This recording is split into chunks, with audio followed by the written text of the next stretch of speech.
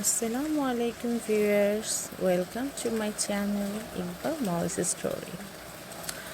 আজ আমি আপনাদের সাথে শেয়ার করতে যাচ্ছি আমার কিছুটা সুন্দর মুহূর্ত, কিছু স্পেশাল মুহূর্ত।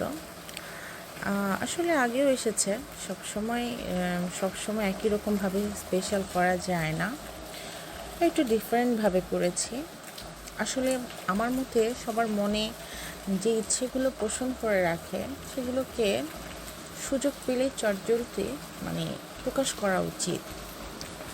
সেম টু আমার হাজব্যান্ড পরের দিন আসবে বাহির থেকে, আমিও চলে গেলাম তাকে সারপ্রাইজ করার জন্য, কিছু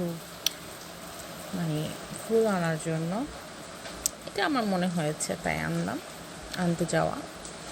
তারপরে গেলাম, চলে যাওয়ার পরে কিছু ফুল সিলেক্ট করলাম। সিলেক্ট করার পরে আমার কাছে যেগুলো বেটার মনে হলো তাই নিলাম। আর ফুল এমনিতেই আমার স্পেশালি খুব পছন্দ।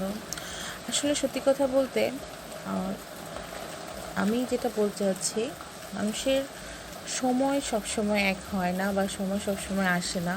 তো যখন আপনার মনে যে ইচ্ছাটা আসে, যতটুকু সামর্থ্যের ভিতরেই হোক সুন্দরভাবে প্রকাশ করে ফেলবেন, কারণ এই সময়টা হয়তো আবার নাও আসতে পারে।